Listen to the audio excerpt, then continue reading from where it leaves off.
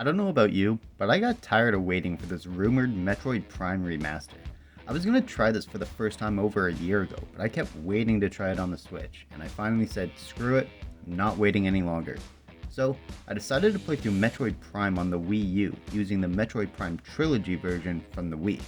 I actually do own the GameCube version as well, but I wouldn't be able to record the footage through my capture card, so I figured using the Wii U was the way to go.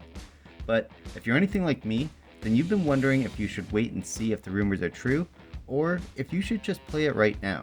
So let's go over the highs and lows of the game and see where Metroid Prime should be in your backlog.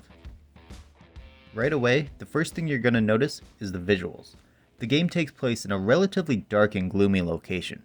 There's a lot of dark and dull color choices, which makes a lot of sense as they're obviously trying to create a very specific atmosphere, and a bright and cheerful color palette just wouldn't make any sense. When there is a bright and colorful moment, however, it makes it all the more visually striking and noticeable. When you use a specific weapon or visor, the changes are drastic and it helps make the game more visually appealing. The developers also decided to color code a lot of different things, from doors to enemies, and it helps the player know in an instant what weapon they need to use in order to progress. This isn't necessarily a new feature to Metro games or game design in general, but I think it was implemented well, it wasn't used too often, and it was usually pretty obvious when that was the puzzle.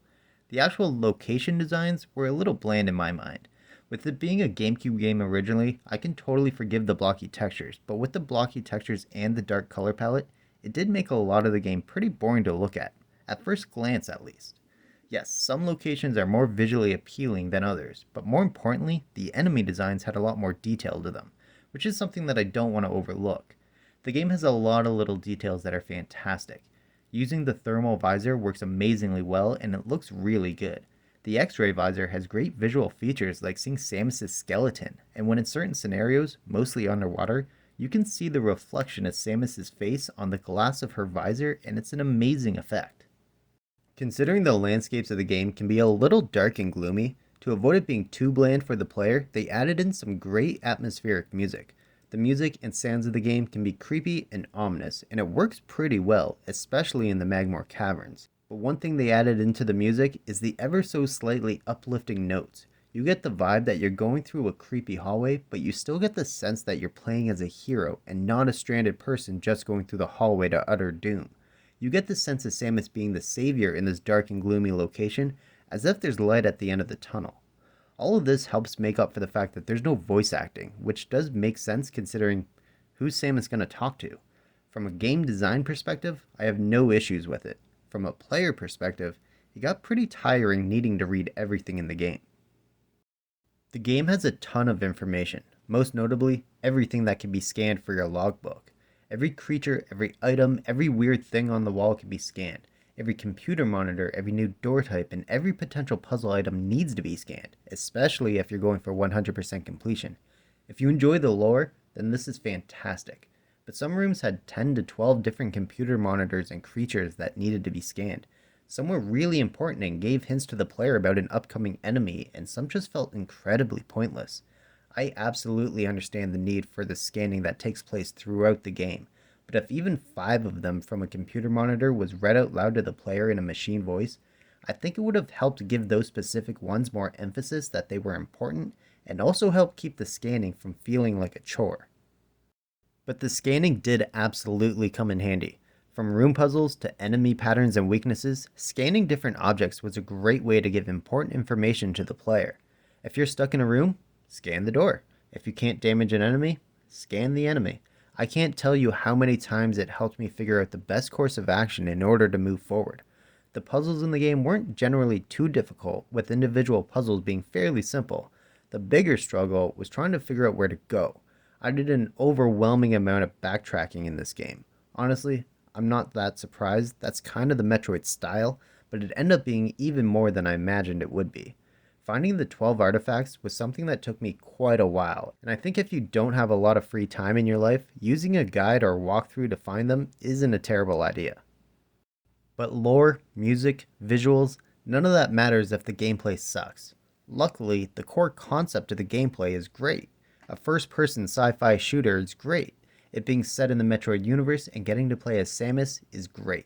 But playing the Wii version means one major difference from the GameCube version, and that's motion controls. I will admit, I really disliked motion controls as a teenager, and it prevented me from trying a bunch of games when they first came out. So when I was considering playing this version and I realized the Wii U had no GameCube controller support and there was no gamepad support, I would be stuck using the motion controls, and I gotta say, they took a bit to get used to. But in the end, they worked really well. The controls are less of a full motion control and more of a pointer control, which I think worked in his favor. Using the Wiimote as the aimer for the gun gave me relatively good accuracy, so there's really not a lot to complain about there. However, because the aimer was my way of looking around and the game was in first person, there was a lot of simple platforming throughout the game that just gave me a difficult time. Thinking I had more space before I needed to jump off a ledge or trying to land on a moving platform just gave me a ton of issues. Platforming when you can't see the character's feet tends to make simple jumps rather annoying. Obviously, I could look down and see how much space I had, but then trying to use the aimer to find your landing spot wasn't exactly a simple task anymore. The button layout also had me tripped up all game. For whatever reason, I continuously got the morph ball and the visor buttons confused, even though one was on the nunchuck and the other on the main Wiimote. I'm not sure why that bothered me so much, but I was getting them mixed up right up until the final boss. Even though I personally had issues with it, I can still understand that they worked exactly how they should. Also, if the free aiming is causing you trouble, basically every enemy can be locked on, and that can definitely make a difference with the fast moving creatures you're bound to run into. While you're locked on, it also gives you access to a side dodge which you wouldn't otherwise have, and I think it's a great addition. Using it to quickly sidestep away from an attack, or using it to circle an enemy and attack it from behind are both great ways to do close range combat. During the combat, you're going to use a wide variety of weapons and abilities, from multiple visor upgrades like the ability to see hidden doorways, to ice beams and super missiles. You always need to stay on your toes. You never know what type of enemies are going to be through the next door and what strategies you're going to need in order to take them out. Personally, from my experience, the game had no major issues.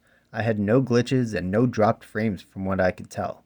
Anytime something wasn't working, it wasn't a glitch, it was me not understanding the puzzle. I never had a moment where something didn't load or anything of that nature. In that respect, I had a flawless experience with the game. But just because those aspects were perfect, doesn't mean the game is perfect. I definitely had some issues while playing. To be fair, I understand the game is fairly old at this point, considering it's going to be 20 years old later this year, but the amount of simple platforming that needed to be done in a first-person view made simple jumps rather tedious. Also, for my first time playing through the game, I did way more backtracking than I thought there should have been. Seeing a door in a room, knowing I needed to come back to it when I had the right upgrade, is a classic Metroid feature, but by the end, searching for the artifacts, the backtracking started to feel like a chore instead of fun game design. Doing all the backtracking to find one item and scanning 10 different things in each room really slowed down the pace of the game. If you don't care about scanning everything, then you can just move on and probably shave off well over an hour from your final time. And the one feature that I really disliked is something that was supposed to be a great upgrade. The grapple. I really hated using the grapple. I just had a very difficult time having it connect and work properly. I assume it was a pointer control problem and I wasn't looking at the potential hook in the right position or something. All I know is that every grapple jump, even the simplest ones, took me multiple tries to get it right, and it was infuriating. But after going over the highs and lows of the game, the question is, where should Metroid Prime be in your backlog? Even if you're waiting to see if the rumors are true and you'll eventually be able to play it on your Switch, I think you should stop what you're playing and play this right now. There's a reason why everyone wants this remaster to come out, and it's because the core game is great. If you look past the blocky environment textures, you'll find a game that's incredibly smooth and fun to play. Playing as Samus is fantastic, and getting all the weapon upgrades and combining them with the visor upgrades makes you feel like you can take on any enemy. And you can. I don't think it matters if you have the GameCube version or the Trilogy version on the Wii with motion controls. Any way you have to experience the game is gonna be a good time. The game is good enough that if Nintendo announces the remaster the day after you beat it, and the remaster comes out within a month of the announcement, you'll most likely be ready to give the new version a shot right away. I know I will be. And there we have it, where I think Metroid Prime should be in your backlog. If you enjoyed the video, be sure to hit the thumbs up. It's free and it really helps out a lot. Also, be sure to share the video with anyone who might enjoy it. If you want to check out where another Metroid game should be in your backlog, then check out my video for Metroid Zero Mission right here. If you're new here, don't forget to subscribe for more video game related content. Thanks for making it to the end of the video. Thanks for watching. P.S. Screw this guy. I hated the Omega Pirate.